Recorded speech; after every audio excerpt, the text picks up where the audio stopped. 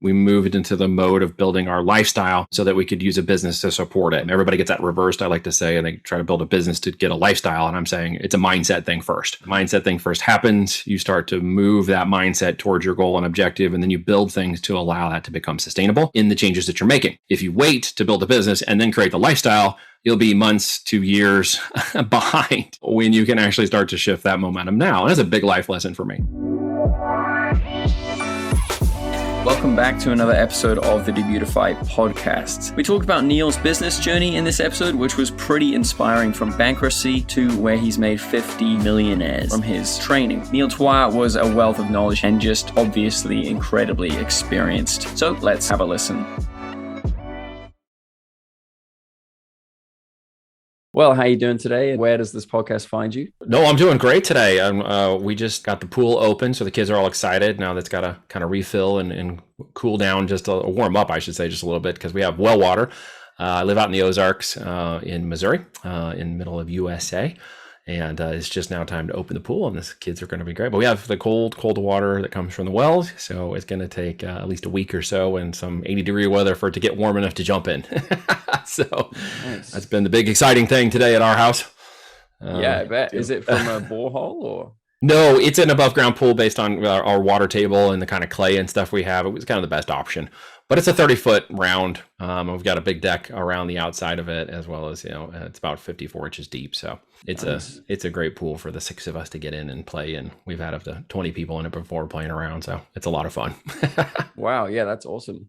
So yeah. The Ozarks. Yeah, what's it like out there, and when did you move there? Well, not to be confused with the show Ozarks, which so many people know now where the Ozarks even is. Before, it was like, oh, you're in Missouri. That's a flyover state. I've never heard it. Nothing good that I know of comes from Missouri, as my friend jokingly tells me. But yeah, we moved out here.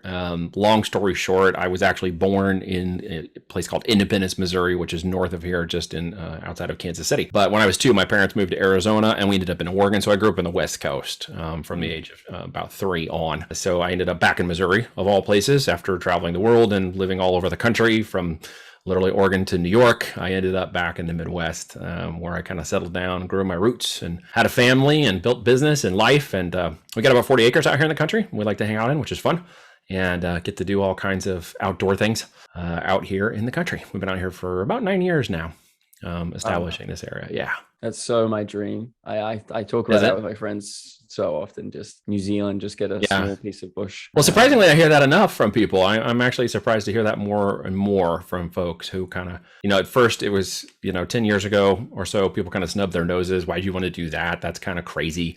We had the big, nice house on the little lot and the nice neighborhood and all of that kind of stuff. And, my wife just said, hey, you know what? I think we need some more space. We're kind of going a different direction from the world. We're homeschooling our girls. We do business at home. We kind of do our lifestyle very differently, and we moved into the mode of building our lifestyle so that we could use a business to support it. Everybody gets that reversed, I like to say, and they try to build a business to get a lifestyle. And I'm saying it's a mindset thing first. The mindset thing first happens. You start to move that mindset towards your goal and objective, and then you build things to allow that to become sustainable. In the changes that you're making.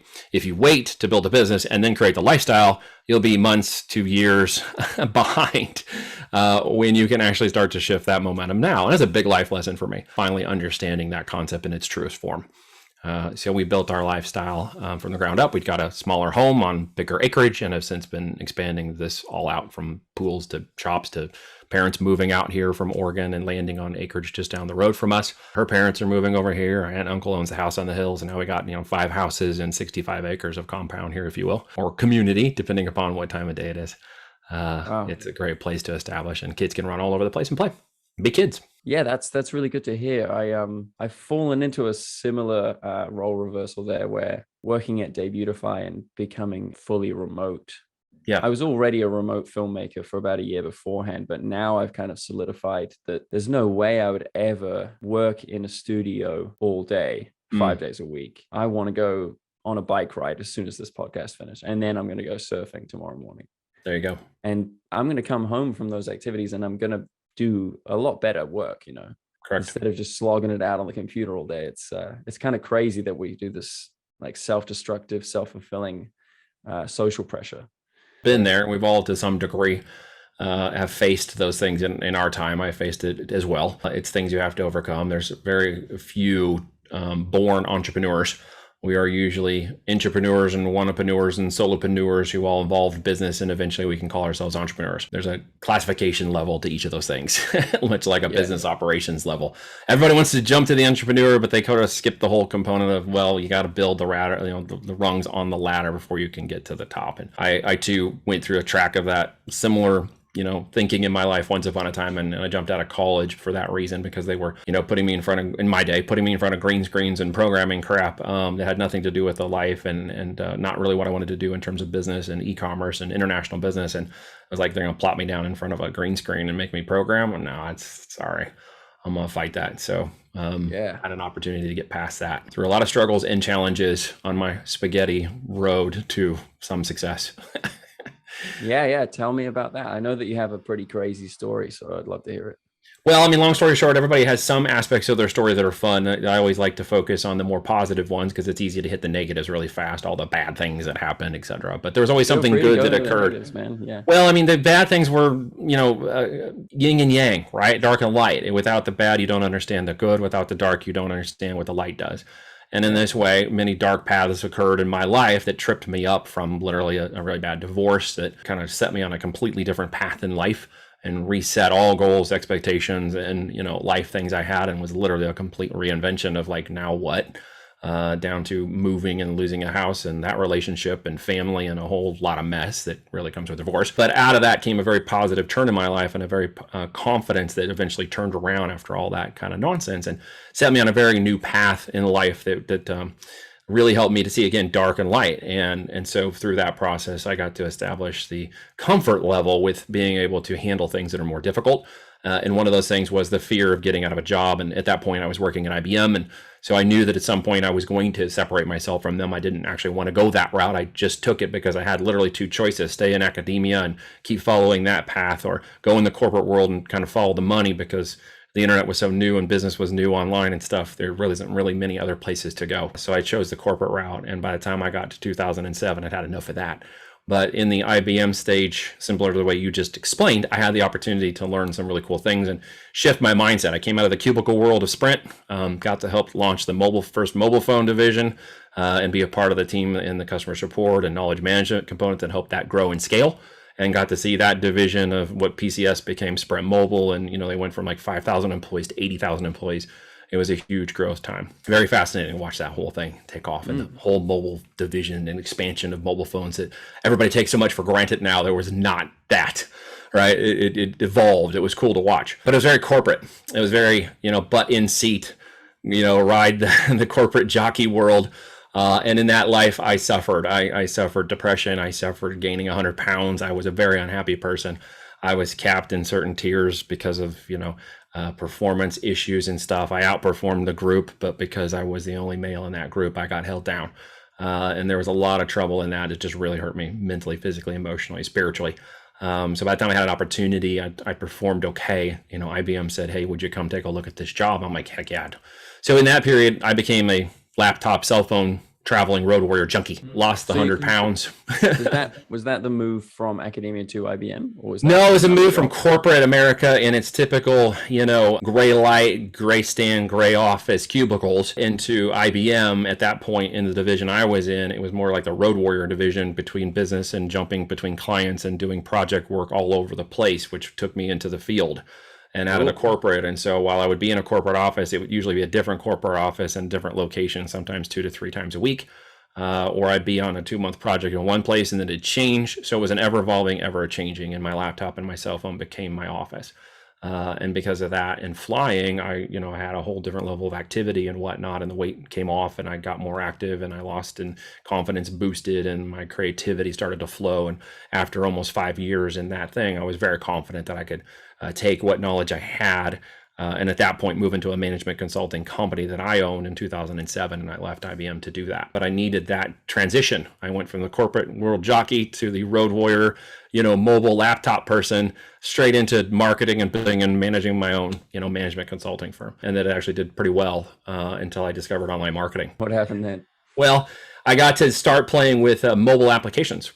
And so much of the internet component that was really taking off was, well, how do you utilize this tool called the internet to make money and do business? And it was still evolving greatly, and it was evolving very fast.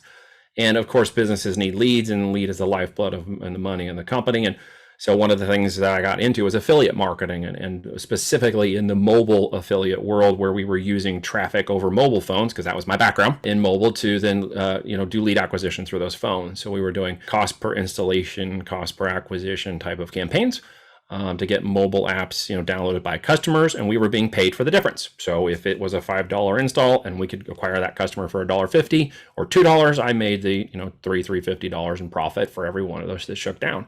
And there were no interfaces.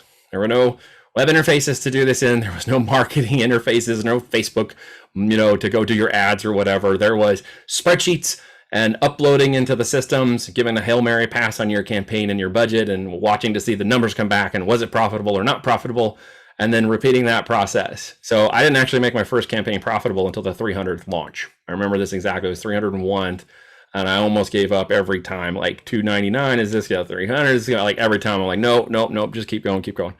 And Wow. that one took off. And when it took off, it was $500 a day in profit. And then I launched the second one, and it was 500. So then I just made 2 little millimeter shifts to the creative, and I just kept going. And pretty soon I'm doing more than $1,000 a day in profit. So I just kind of cracked a little bit of that code for me, and that took off. And I suddenly realized I could do some really fun things with that. And that expanded into helping some other affiliate companies in mobile and stuff. They ended up getting some Series A funding. I helped a couple of the push networks develop their web systems based on my lead generation campaign strategies. And that gave me some online cloud and got me started in that way. But I transitioned to the physical product world when I realized, all that lead generation was helping other companies build their products and brands. And I was still acting like the middleman. I'd created a job for myself. Yeah, totally. I didn't even realize what I'd stepped into, because again, in that entrepreneurial world, I was still trying to be the entrepreneur, but I was still a solopreneur. I was still, to some degree, a one-upreneur, and I'd have good successes in the different businesses. I just fully hadn't evolved in my mindset and my business and my experience yet. And so I was still developing that. By the time I got into the realization of building my own brand, building my own products, someone introduced me to Amazon. Amazon as a marketplace, as a platform of selling physical products. Other people were looking at it like, hey, just a way to make money. I had always been looking at it as a way to build businesses, which is one of the things I knew that I wanted to be involved as I was growing and evolving, and I wasn't sure exactly how to tie that together. But when that platform showed me the capabilities, I quickly realized that this was a mode of traffic that also allowed me to build a brand. It was kind of a hybrid. It was a unique situation. So I jumped in with both feet. I said, well, it's another traffic source. It's products. How do I establish this? How do I figure this out? And how do I test 300, products to get my 301th to go off? That was my expectation. I had no mins that I had to do some sort of lottery mindset thing. I was going to scratch and sniff and hit a winner. I already knew I was willing to test 300 products before I found a winner. I didn't need to do that ultimately, but I was in that frame of mind that I was going to dig that trench and stay in it until I found that gold. And so it didn't actually take me that long to figure out. And something I discovered very quickly was the technology I'd learned at IBM during those days, stuff we were building and doing, was part of the technology that Amazon had developed into its search algo. And I'm like, oh, I recognize this. Like, this makes sense to me. Technology, it makes sense to me at the algorithm. It makes sense to me how they're evaluating products and looking at the knowledge of the products and the information and how they're getting customers to buy. And as soon as I understood that, everything just sort of changed. At that moment, I couldn't launch products and brands fast enough to keep up with the growth. How many brands did you launch? We've now had 8 brands launched in almost 10 years on the platform. We've sold a couple of them. We're working on new ones. We're still working on the old ones. We've taken people along for the ride with us, hundreds to thousands of them. We've had conventions of 800 to 1,000 people per convention. Made Last Track well over 50 millionaires off the platform under my coaching, and helped teach a lot of the industry experts that are now out there in the world, came through our trainings. So I like to be the guy that's in the background, the mentor that hangs out, that watching people get to their Everest and take their pictures now. I don't need to be at the top of my Everest anymore. I lost that whole desire a long time ago. I just kind of wanted to be the guy that helps others go, and obviously doing my own business and operating daily in that platform, understanding how it works still, and of course working to scale so that others can take those benefits, like Daniel and Bry, who just recently hit their sales records of $8,000 and $9,000 a day in their businesses. So they're pretty happy about that growth, and I'm happy to see them do it. Pretty exciting. Yeah, true. And all of those brands are within FBA? They are. Some of them have moved into DTC or direct to consumer channels, like funnels and Shopify and other places. But those are all multi-channel opportunities for growth and exit, because that's my big evil capitalistic agenda, as I like to joke. Is I help these people.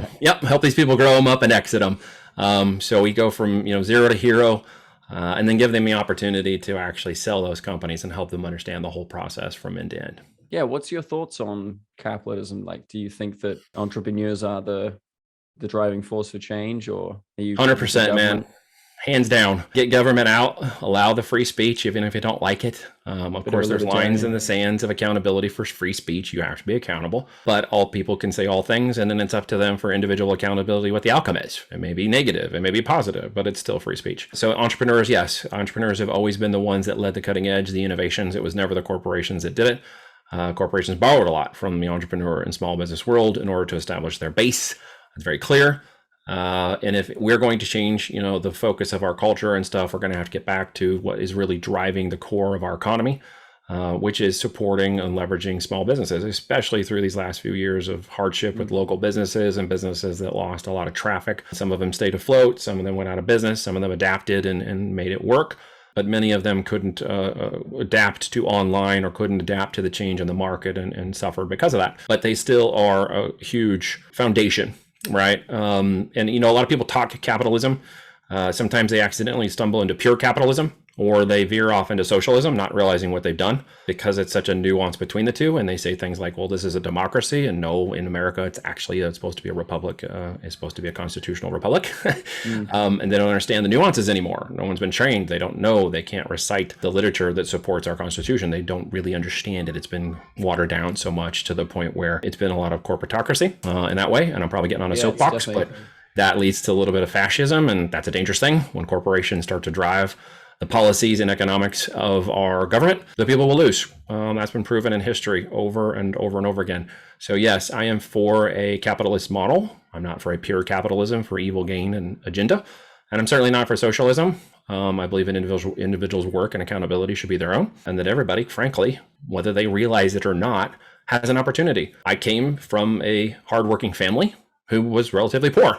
My dad worked hard and he provided, but we had enough to get by, but nothing else.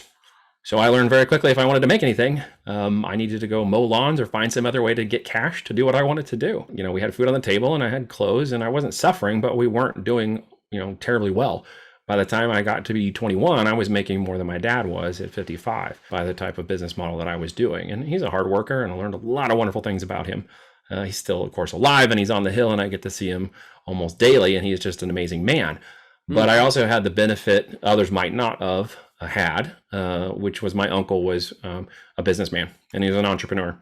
And in the same rich dad, poor dad scenario, he kind of became my rich dad because of his thinking and his mindset and the way he understood business, and he challenged it. And I was able to have conversations with him. And he was one of my first real mentors to challenge my thought processes and get me out of that corporatocracy thinking and that scarcity mindset that I didn't even understand was a major part of my thinking in my daily life, which is a huge shift in the way I started to think about success in business differently. But make no mistake, I crawled along. Sure, I had help, but not much more help than everybody has to some degree. If they're willing to work hard and help themselves up, other people will help them out. It's just too much handout right now. And that's not going to support a model of economy. That's for darn sure. Yeah. So you're not into UBI then? No, don't even get me started on that crap. That's socialism masked as capitalism in many forms. So no, I'm not for that. There are evolutions to life. You have to accept that it's okay for you to start out being a janitor, or to be in the garage, or to be somewhere where you learn a trade or a skill set that starts the fundamentals of your knowledge. From there, you might learn how to be a manager or somebody who owns to some degree something at an owner level. And then you understand what it's like to take on the risks of an owner who puts capital and energy and time and heart and stress and even blood into working the business and ensuring everybody gets taken care of and the customers are taken care of and the business is running. And yeah, I mean, these are all stages, which I think people don't understand anymore, or maybe they've forgotten, or they don't care to know. I'm not sure. But they just want to skip right to the end, which is just give me the money or just make me a CEO or whatever it is. They kind of forget that it's okay to, again, climb that ladder a little bit and understand what's going on and be that operator for a little while. So you actually understand the risks it takes. It's a whole different sphere of visibility into the struggles that entrepreneurs face that most people kind of gloss over. I jokingly say it's 15 years to an overnight success, because for many people that's what it looks like. Fair enough. I mean, we can't all be owners. We can't all be. I think that the UBI thing is like, I think it originally got sparked by the electric truck revolution in the United States. Having an autonomous truck that's gonna, swap out a lot of jobs. It will change a lot of things. There's a lot of positions in this country that are going to be taken over by machines. It just is. AI is going to be here. It's going to grow. It's going to change the landscape and, adapt and survivability and perseverance. These are going to be words that some people are going to understand, and others, unfortunately, are going to fall under the sword because of it. Or they'll just simply choose a thing like UBI because they simply don't need to work. It's been a major problem in the United States, finding manpower that wants to work. Thankfully, my business model was switched to one in which I don't need employees. My contractors are paid on performance. We have standard operating procedures. We have key results and objectives they must achieve for payment and bonuses. If they don't perform, I'll find someone else who will. And I found that to be a much better model of performance. They're happier. I'm happier. They take an owner mindset in the way the business is run, and because they are, to some degree, entrepreneurs themselves. And it's a great symbiotic relationship. And it doesn't require warehouses anymore. I used to have one. It doesn't require employees. Used to have those too. And it's a much simpler model, again, that moved that lifestyle direction and choice into the business that now has become what we do now. So do you guys work completely remotely? We do, 100% remote. Are you talking about Voltage Holdings right now? I am talking about Voltage. Yeah, Voltage Holdings owns a number of things, including digital media and One Sunrise, as well as our brands and software. So it's kind of the holding company that conglomerates the other activities, but we are all virtual. How do you find it working remotely? I mean, there's a bit of a nuance having employees in person compared to Zoom. Yeah. Well, I mean, look, if you struggle to recognize your strengths and weaknesses and you think you're a people manager, but you're not a people manager, that will only be exacerbated by trying to do remote work in a management format. If you couldn't do it in person, you're going to struggle even greater with that on Zoom remotes. Again, having OKRs, you're familiar with those, objectives and key results. It's a formulaic strategy of management. That was deployed into Google first, and then everybody saw the benefit of that, and many have employed that into their management by exception strategy. So we deploy that. We also have our standard operating procedures that everybody follows for their particular roles, and they're very comfortable knowing what they can have success and where they can get their performance from, and what makes the job great and how fun it can be for them, and they get a flexibility in that. To do the life they need to do, as well as perform under those goals. I don't need your butt in your seat. I need your performance. If you can do that from a coffee shop or different hours of the day or whatever, as long as it meets the goals of the clients and the objectives of those, OKRs, be my guest. Because I want you to understand lifestyle as a business. And we've trained up some people who went on to do their own businesses. It's the way it works sometimes, right? Certain people expand beyond that and they're like, hey, I'm going to go do my own thing now. Thanks for the training. And it's like, okay, great. More power to you. They're usually willing to accept that and help me work it out, but it doesn't happen very often. So it can be challenging. I'm not the greatest people manager. I've learned to work through that more and more. But putting those particular frameworks in place is a great help for me. People know their boundaries and they help write those goals, which has helped me become a better people manager. That's very humble and a nice approach there. Well, we learn from mistakes. Yeah, it seems so. Do you do any journaling and blogging or writing to solidify these mistakes? I do indeed. I typo my emails, which I get jokingly laughed at a bunch of times by my people because I constantly accidentally type things wrong. I do better on video.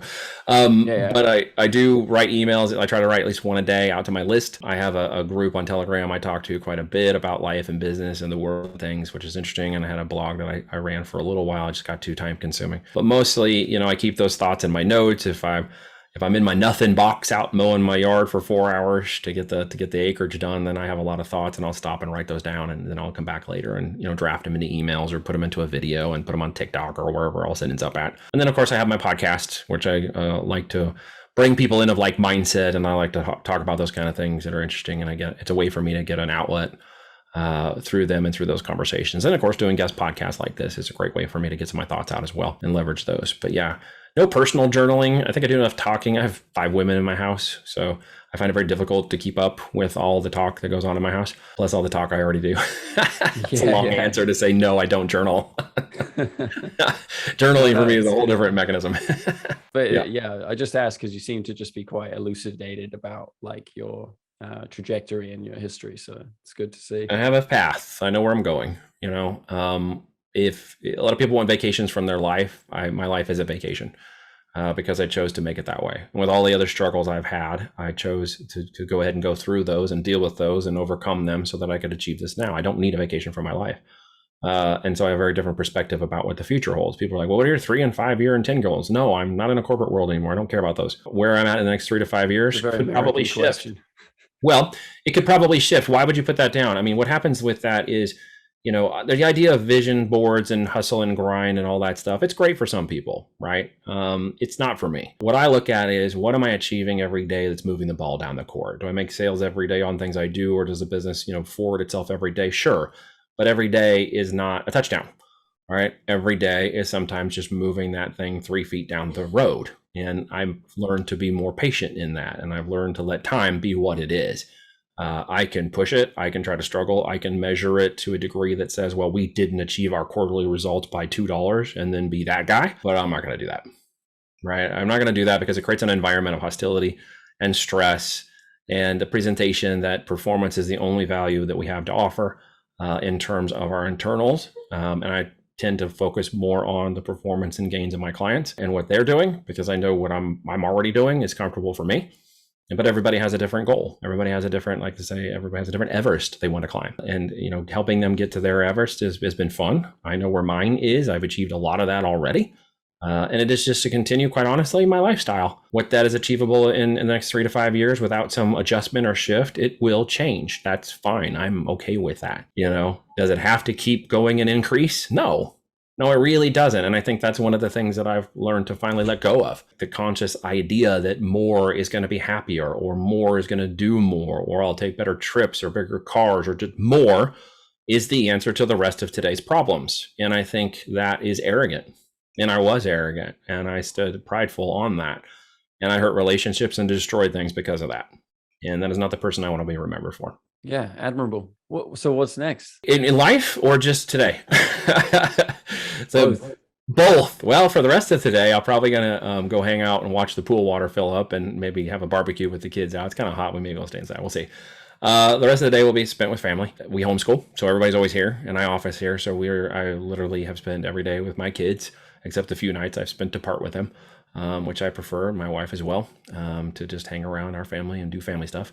In the future, we are talking right now in May. We'll see what happens the rest of the year. We're on good trajectories. Business is growing all around. I have no complaints about that whatsoever. We're just going to continue to support, what's working in our business. We got new brands we're launching. We've got some new software we're considering. We got some new, things we're working on, and I'm excited about those activities and seeing them come to fruition. And those will be the next few months of activities. But quite honestly, it's summertime. So we're probably going to spend a lot of time doing a little less work and a whole lot of time being out in the pool and hanging out. Yeah. Great to hear. That's lovely. Yeah. Well, I'll let you get to that beautiful afternoon in a sec. I just also wanted to ask about, you've been doing this for like 15 or 14 years, is it? Whatever 2022 minus 2007 is. Yeah, about 15 years.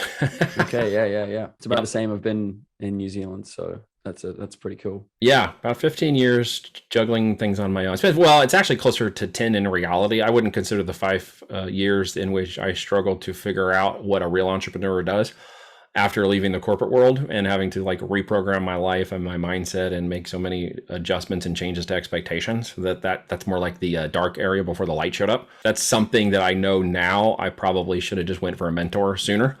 I should have reached out to some people. My mentor, I mentioned my uncle, he died in 2005. So he was the catalyst of me getting out in 2007 because the loss of that a person and that ability suddenly, made me realize that I had lost the opportunity sooner to take advantage of his knowledge and expertise when I could have got out on my own and used him as more of a bridge. and his knowledge to help me kind of push forward. And he was encouraging me to do some things like even start a franchise and stuff and just get something going. And I was hesitant to do that. And now I recognize there was a loss. And so after dealing with that for 2 years and kind of reconciling, not the sadness of his loss per se, that went faster, but just the realization that suddenly I didn't have another sounding board in the world. I didn't have another way to think about that mindset that was there and that board of talk and conversation. And hey, what do you think? And hey, well, didn't you think about it like this? Oh crap, I didn't even see that. I didn't know to look at it that way. I lost that. And so I knew the only way for me to really gain it was to get out on my own and to struggle through it. So I knew that was going to be a tough move, and it was. And we made it through it. It wasn't the easiest move. And everybody's like, well, how much money do I need to start a business? And when should I jump out? And do I need 4 more years? And do I blah, blah, blah? And I'm like, no, you just got to go. It's always imperfect. It is literally imperfect, and something perfect will happen along the way. That's my phrase. So at the end of the day, I jumped. And in that same time frame between me getting out and starting my business, we got married in March of 2007, and then the job ended in 2007 as well in June. And then after that new marriage, and I'm on my own, I'm doing my thing. My wife was a registered nurse and had her BSN. She was working and doing home health and really loving it. And then find out we're pregnant in October with the first baby in the first year, which led to a considerable amount of unknown medical issues for her from October to about December due to that pregnancy. Which caused her to go on bed rest. So then she wasn't working anymore because she had all the pay time off she could go, and she could no longer be in the job. And so she literally had to stop working and go on bed rest. So in the end of our first year, we'd gotten married. I'd lost my job. We gotten pregnant, and she had lost her job. So we went from $250,000 a year in income to zero, all in the case of a year, with a house, a mortgage, a new baby on the way, and a sick wife. So when everybody gives me their objections about life, and I just lost my uncle 2 years earlier in 2006. I lost my grandma in 2000. After 2006, I've lost another family member. There are plenty of excuses of why life hurts and why things are struggling and why sickness and illness and death and whatever else is justifiable in your reasons for stopping or giving up doing anything or not starting things. And that's where I literally doubled down with my back against the wall and said, well, I did this. I'm not stopping now. So thankfully, my wife was very understanding. In the spiritual side of things, God put me in a place where I had to be still for a while because I needed to be dad and mom. So as the first child was born and my wife was still overcoming those issues and we were dealing with the sickness there, it did take a lot of toll on her ability to take care of things. And so I had to step in more of the mom and dad. And that kind of continued for a little while as we discovered the medical issues were also partly for my daughter, and we had to deal with those medical issues for her after she was born. And so that whole time frame, it was like, hey, this is where you need to be right now, and I got this. So he took care of it and, saw me through that and found a path through all of that nonsense into inventing that guy who became the mobile marketer that kind of saved the business, saved the life, and turned everything around. And that happened after about 4 or 5 years down that path. So that was my experience. And now I've given people the opportunity by mentoring them to jump past all of that and really start to coach the mindset and the opposite of scarcity and getting into abundance, and really how to look at things and realize that it's never going to be perfect, but you got to be agile. You got to persevere. You're going to have to change. It's never exactly the same way. No matter what, you're going to follow a critical path of success, but you got to remember, even if you're climbing up that Everest and you've got all the right equipment and you left base camp and you feel super confident that you're going to go up the hill, there's a storm that could pop up like over the horizon super fast and you never saw it coming. And that is what life and business is all about. It's adaptation, perseverance, and having the right people around you that will get you through it. It's really simple. It's who you know that gets you there, and it's what you know that keeps you there. And that's a life lesson that I had to learn the hard way. And now I show people how to try to avoid those potholes in life by helping them see their way through it quicker and easier and faster. So you were touching on this answer already, but if you could go back and tell your 21-year-old self some of the things that you know now, what would you try and get across to that guy? Well, that guy wouldn't listen. Let's call it what it is. Right. The question leads to the idea that I was open and willing to receive any input at that point. In my 20s, I wasn't. That's just the truth. And I think a lot of us aren't till something changes, something breaks, or something obviously gives us the opportunity to crack a window in our heart and mind where something can come in. And at that point, that guy at 21, just because of the age you picked on, that guy wasn't ready for it. He wouldn't have listened. He needed to walk the hard knock life. He needed to walk those trials. I would not have told him a single thing differently. I would have just said, good luck, because the guy I am now, where I currently live, who my wife is and my family and structure, I wouldn't change it for the world. You couldn't pay me enough. So all of those negative things that 21-year-old guy did that went on into my 20s and early 30s, go for it, bro. All of it. Just do it. I wouldn't change a thing. Now, after we got married and that point I was just talking about a minute ago, I would have told myself, you dummy, invest in Bitcoin. Like, go put all your, because at that point, it was like $600 a coin, right? I was like, you dummy, you should have gone bought up a bunch of coin. But that, that would have changed things now too. So I'm joking. Yeah. I know it's an interesting thing, and people would be like, I'm going to go back and tell that guy to do all these wonderful things. And it's like, no, I wouldn't. I wouldn't change his life. It's been a gift. Yeah. Well, that's awesome. I also kind of wanted to ask though, if we take the hypothetical and, because some of our listeners are about that age, you're coming across to me as such a mentor. It's kind of just obvious. So, to people who are kind of like, well, you've kind of said it anyway, I guess it's just, take the leap and what would I say to a 21-year-old who might be listening to this that might actually take a moment to truly hear my words and not just listen? Yeah, I mean, they're taking the time to listen 40 minutes through this podcast. Well, let's talk to the last few people who are probably listening all the way through this podcast at this point. Some of you may have dropped off and you're going to miss this. Those of you who are still hanging out, if you're 21 at this point and life for you is a struggle to some degree, whether you don't understand it, whether you acknowledge it, whether you're just trying to figure out your way in the world and you don't know what to do next per se. You might even at 21, you might still be in college. You might be thinking about graduating or at this point, or even heading into a master's degree or something. If you're in college, taking that route, or maybe you're in the world of trade and you're thinking about how do I go to the next step in business or licenses, or expanding my trade into maybe a business. Or maybe you're just listening to this sitting at your couch in your mom's basement. That's the old joke, right? Doing nothing and playing, thinking you can be the world's greatest video game person. You might be able to, but you won't beat me, because I was a video gamer before it was cool. I actually built a server business that had 20 servers and a farm in Dallas where I did multiplayer online gaming before it was cool. And before there was YouTube to stream and all that stuff, we were selling Kodak access so people could do voice over the internet on a multiplayer gaming before it was built into the games. So people could play the games, but they couldn't chat. So we had all these clans on our servers who were playing and multi-chatting across our audio codecs, so they could play the game together, right? Voice chat, voice IRC. I know it's going to date me. I'm only 46, but this stuff sounds like, this sounds like grunting with like fire. Ugh. So no, I mean, you still can't even use voice chat on Age of Empires today. So some of that stuff still sucks. So we had a solution and it was cool. And we constantly engineered new, codecs for higher quality over lower latency. So audio would be great and would be near real time. And we had servers located and started to expand around the world. So people from all over the world were coming onto our servers and stuff. It was doing great. But I understood that game, and to get that business to grow, and I became a gainer. So I played a lot of games online, and at that point, multiplayer Call of Duty, the original, was one of the big ones that I got really good at. The end result is, any of one of those things can be true, but you have to understand there are certain levels of success in each of those areas. It's the same way if you wanted to say, I want to become a celebrity and go be movie star and do this kind of stuff, your level of success is going to be very small unless you get into a network. The greater success opportunities for you will be in things about business, e-commerce, and online creations of things you can do, even NFTs and other things that are starting to become trending in the world. You should be looking into those kinds of things. They're not only evergreen, they've been around for a long time, they've matured for quite a long time. And quite honestly, the commodity of physical products I chose as a hedge against inflation, which is 21. At this point, you may not even understand the impacts of inflation on our world or the growing impacts of that kind of stuff. Yeah, I follow a few people to understand. But you should understand those things and what are people actually going to need now or in the near future, should that issue continue to rise. And that is to be involved in the product or service of supporting an area of demand and need. Products certainly are one of those areas. It's why we've chosen, it's why we double down, it's why we've grown. Products will be in demand. Even if cost goes up and inflation increases, people still need products.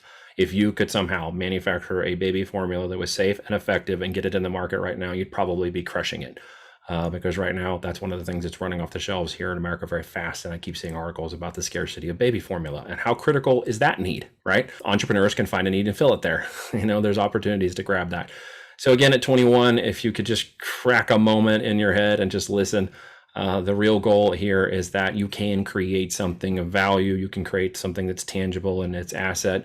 A physical product or business might be the answer for you because you can create value and brand, an organic brand. And even if you're involved in online multiplayer gaming, you might develop a product line that's yours that you could sell as part of your gaming platform or part of your live stream.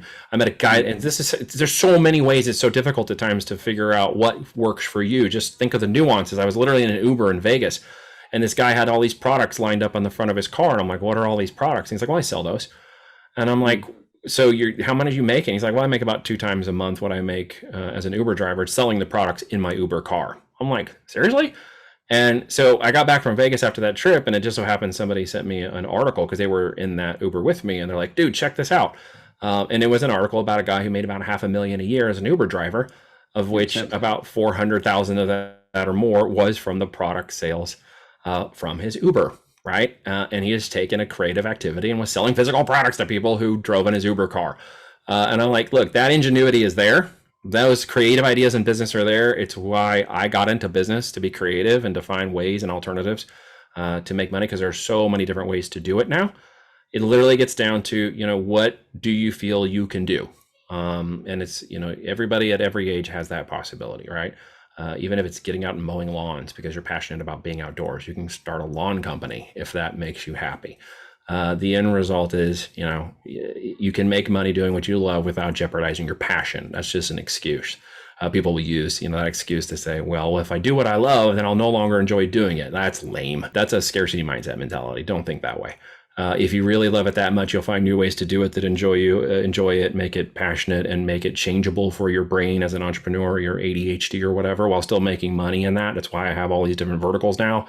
It's why I've stayed in this area for 10 years. I can constantly get to change, adapt, create, and move and shift in this vertical space without starting up a whole nother business of some kind off in the right field. I'm staying within my lane and creating multiple streams of revenue now inside of that lane. And being able to create and continue to adapt. So, and the other aspect is just the final thing I mentioned. Yeah, do something, even if imperfectly. You're not going to learn. You're not going to have any success. And sometimes those failures will turn into successes if you just turn it around. It's usually just a very small move off of failure to success, right? If you don't give up, go to your 301th campaign, whatever it is, your 301st idea, and don't stop. Well, yeah, good luck to you, whoever's listening. Is there anything that you would like to touch on that we haven't touched on? No, not per se. If anybody wants to get a hold of me, or this sounds like fun, or you want to jam for a little bit, you can obviously hit me up on social media. I'm all over the place. I have a small last name. You can't miss me on the internet. There aren't many of me out there. So when you find me, feel free to connect. Check out what I'm doing. If it resonates, maybe we'll have a conversation. Thanks so much for listening to another episode of Debutify Podcasts. If you want to be part of the show, just email us podcast@debutify.com or head over to debutify.com to learn more. Have a great day and good luck with everything.